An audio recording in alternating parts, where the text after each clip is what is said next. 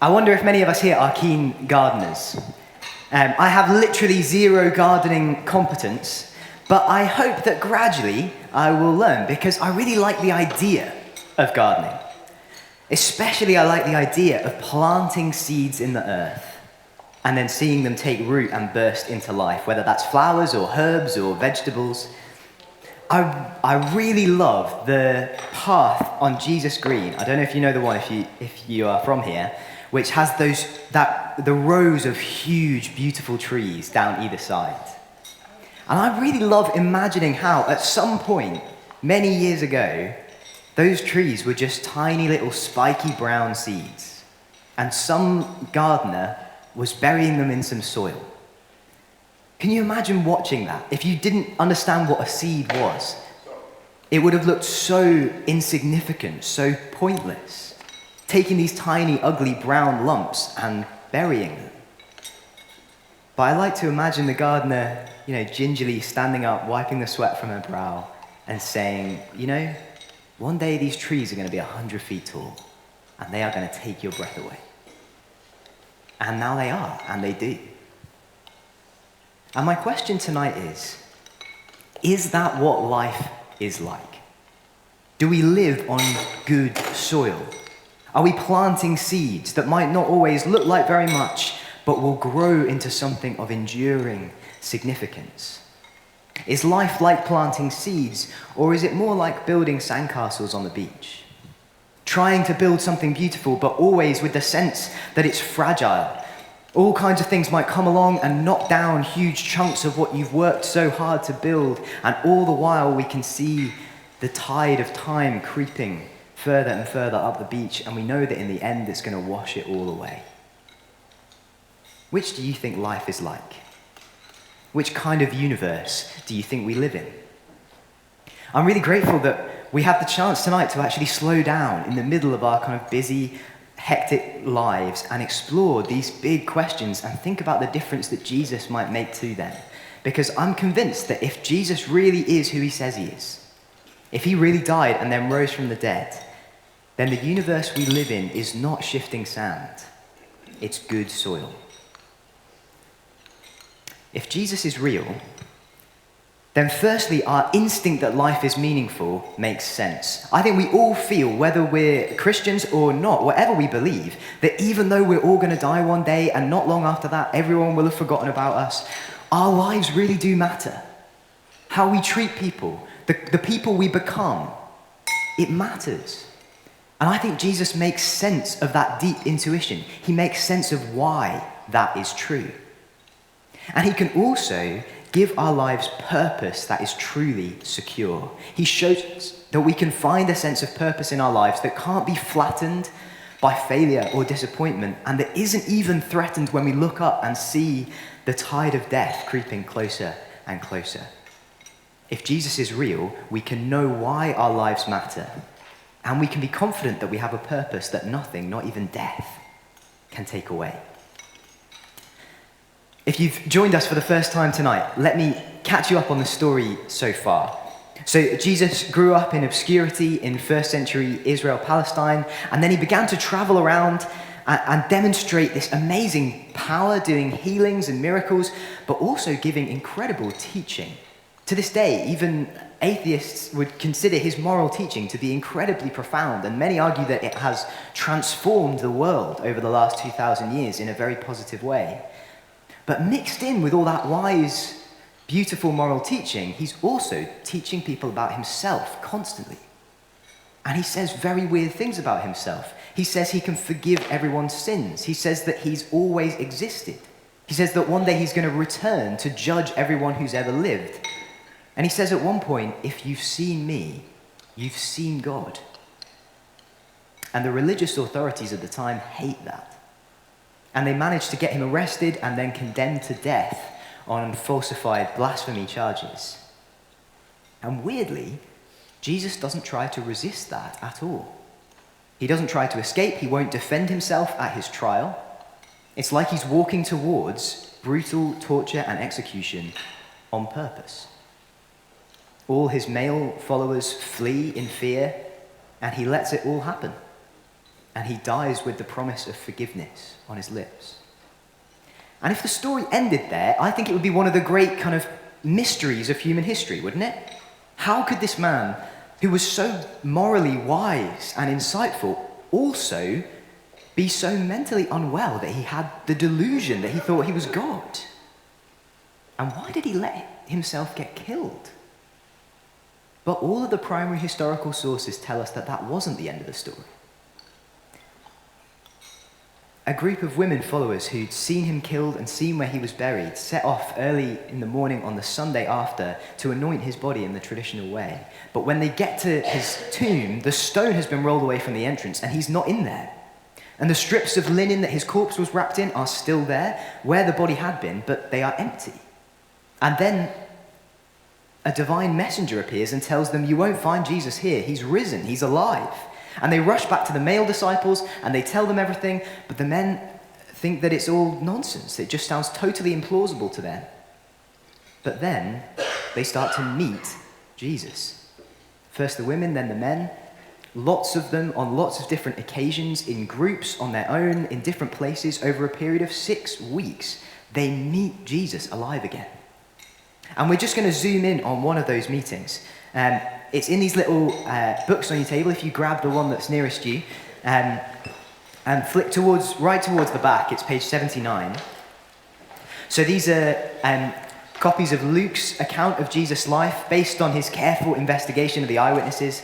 If you want to sort of hear what he says about his method of research, you can see that on page 1 later. But for now, we're just going to kind of zoom in on one of these meetings on page 79, and I just want to suggest 4 huge implications it has for us and for our sense of purpose if it's actually true.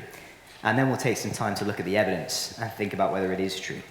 So we'll just start from the little heading in the middle of page 79.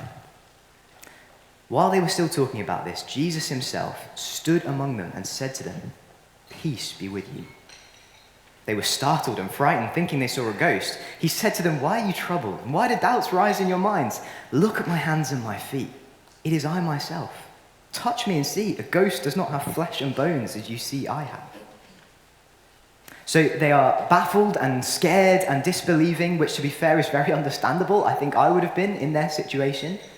So Jesus sets out to reassure them and show them the truth of what's happened. And the first thing he emphasizes here is, it's really me.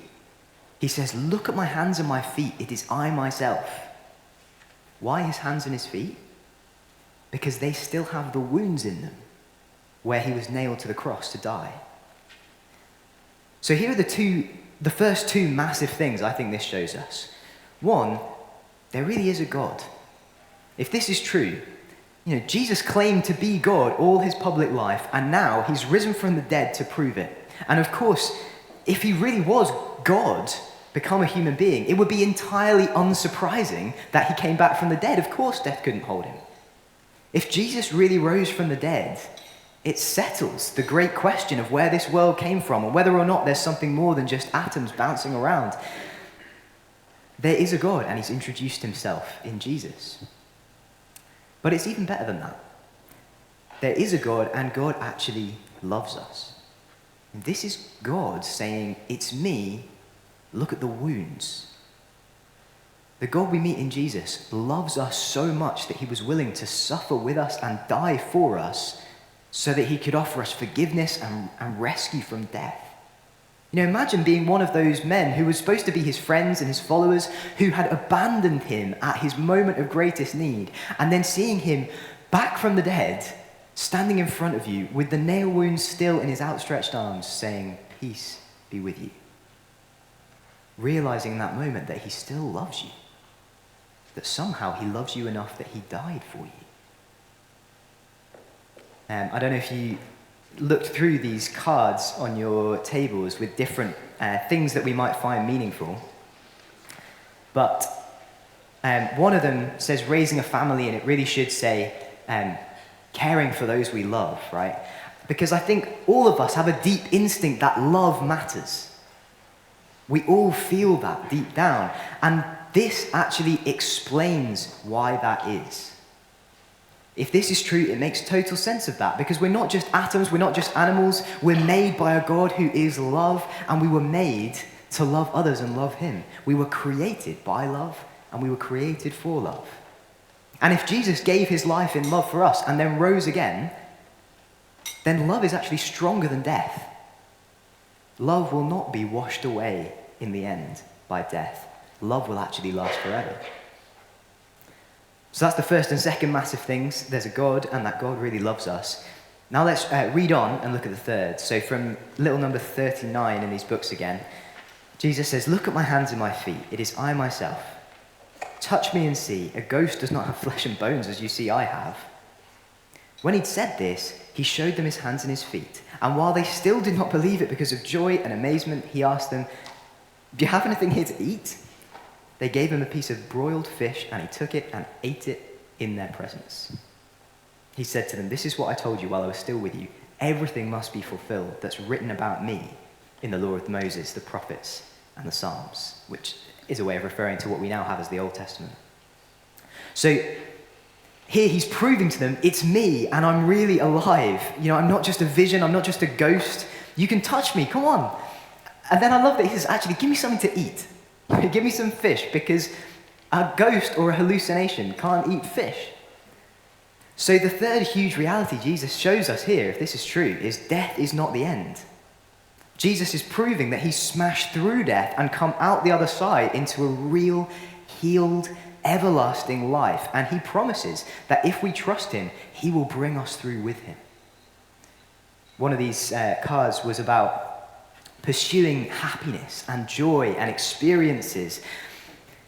And I think when we think of all the beauty and joy that we taste in this world, we can be sure that it's not just a fleeting, accidental thing that we have to kind of snatch at as best we can while we have the chance. The beauty and joy in this world, according to Jesus, are a gift from God, and they're meant to be an appetizer. They're meant to just be the beginning. We were made to enjoy beauty and discovery and laughter and love, not just for a few short years, but with God forever. And that brings us to the fourth thing,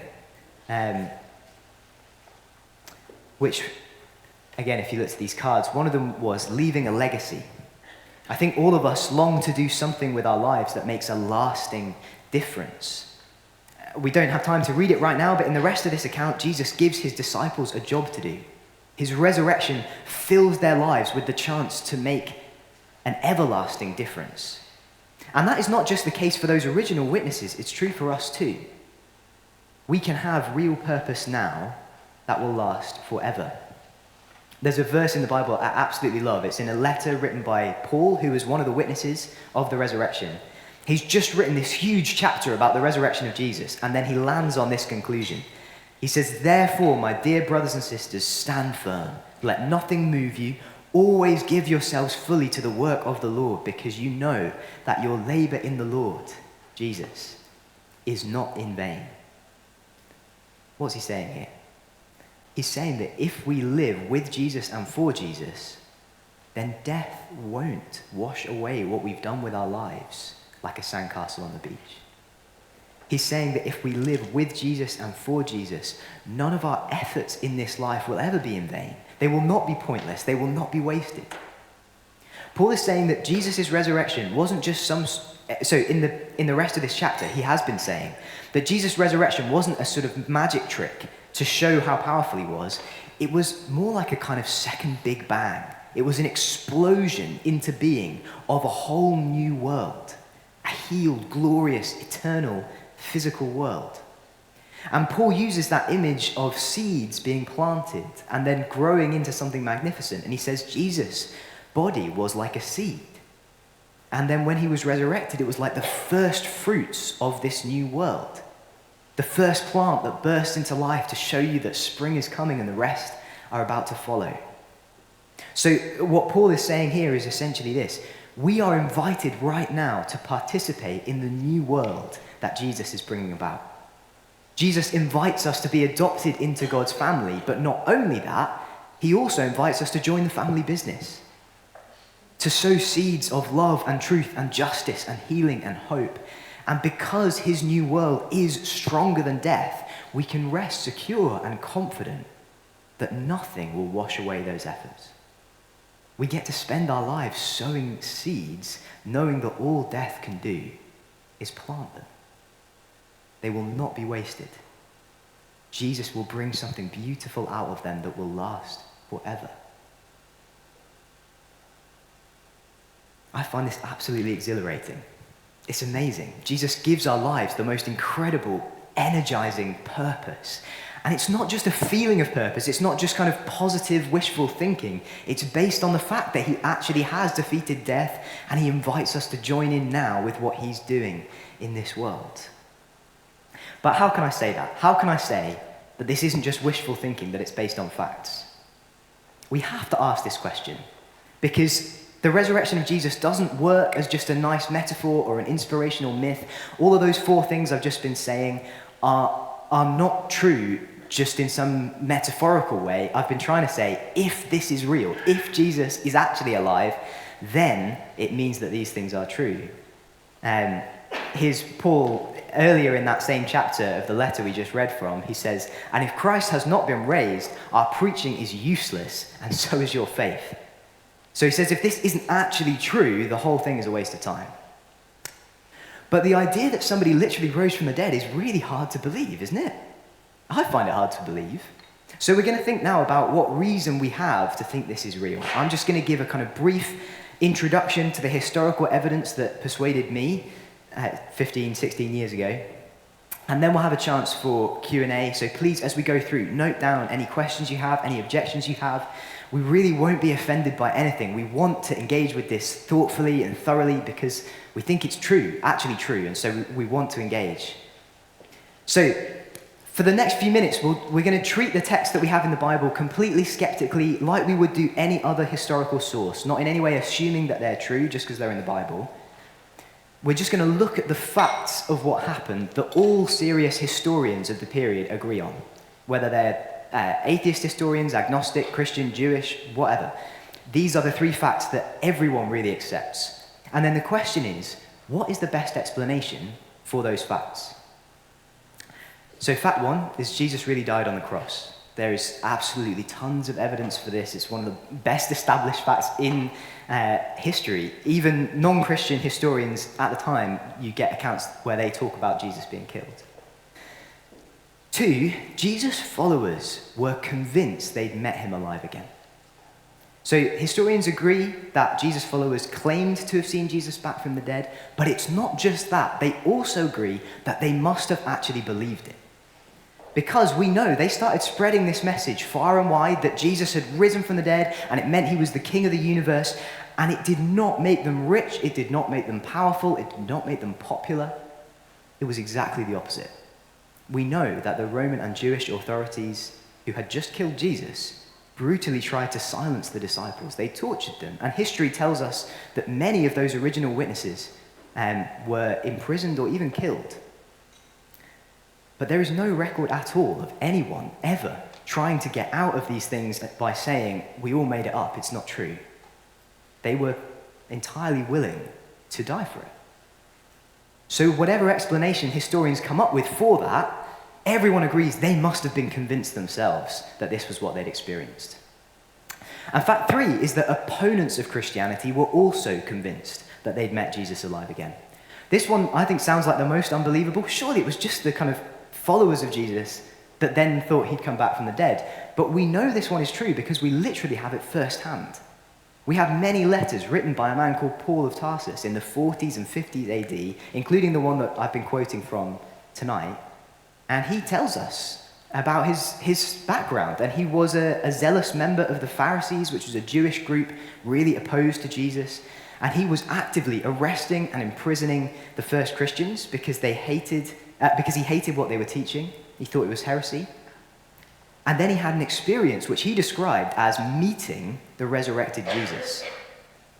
And that encounter changed the course of his life. He became an advocate for Jesus, and he gladly suffered the consequences. Many of his letters that we still have are written from prison, and there are multiple sources telling us that he was eventually executed for spreading this message. So those are the 3 facts. The question is, how do we best explain those facts? What could have actually happened? And really, in the last 2,000 years, there have only been a handful of possible explanations suggested. So we're just going to walk through them. So, one, maybe Jesus didn't really die. People say maybe he just sort of fainted on the cross and then woke up in the tomb. A couple of problems with this. One of them being that the Romans, famously very good at killing people until they were dead. It's kind of a specialist skill for them. It also, even if there's no historical record of anyone surviving a crucifixion, it also wouldn't begin to explain how the disciples came to believe that he'd risen to a glorious new life. He would have required urgent, massive medical attention. It would have not created that impression at all. The second theory is that it was a hoax by the disciples. But if the disciples knew it wasn't real, we have to ask why they would have died for it. Many of us will know from our own childhoods that people do lie to get themselves out of trouble. But people very rarely lie to get themselves into trouble. Even more than that, the texts that we have don't make any sense as being written by people who were making up a story to try and get people to believe them. There are all sorts of ways in which that's true. You could read and see for yourself, or you could ask about it in the Q&A if you want. And because those first two obviously don't fit the facts, the third is the main argument that serious historians who write about this and don't want to believe that God exists end up relying on. The idea that the appearances were hallucinations. But the problem is that modern science has shown that this just isn't really possible. It's very clear from the evidence we have that multiple people met Jesus together on several occasions. And science has now shown us that group hallucinations just don't happen. Me and you can't share a dream because it's happening in my head, and it's the same with hallucinations. So hallucinations actually can't explain the evidence that we have. And so the kind of last resort that's often suggested is that it was just a myth that emerged over time. The problem with that being that it didn't emerge over time. We have writings, like I said, from the 40s and 50s, 10, 20 years after the events, where the writer clearly believes that Jesus literally rose from the dead, but not only that, they take it for granted that everyone they're writing to in these early Christian communities spread across modern-day Turkey and Greece and Italy, they all also believe that Jesus actually rose from the dead. There is literally not a scrap of evidence that suggests any version of Christianity that didn't believe in the resurrection. There's just solid evidence that it was at the heart of the message right from the start. So if none of those other explanations make sense, there is just one left. That Jesus actually rose from the dead. It explains the appearances to the disciples and to Paul. It explains why the witnesses were then willing to risk suffering and death rather than deny what they'd seen. And it explains how anyone ever came to believe that a man crucified as a criminal was actually the God and Savior of the world. It makes far better sense of the facts than any other theory. Some people say that to be a Christian, you have to kind of close your eyes and take a big leap of blind faith. But I actually think it's the opposite. Here's how Oxford professor John Lennox puts it. He says, faith is not a leap in the dark, it's the exact opposite. It's a commitment based on evidence. According to the Bible, faith is basically trust. It's a relational thing. It's trusting God. It's putting our trust in Jesus to forgive us and to lead us for the rest of our lives. But we're invited to trust him not blindly, but because we have really good reasons to trust him. And there are all kinds of other reasons that we haven't talked about tonight, but for me personally, this one was really crucial. Now, I remember thinking when I first looked into this stuff, it really looks like Jesus rose from the dead. And if Jesus rose from the dead, then I can trust him with my life. I actually should trust him with my life.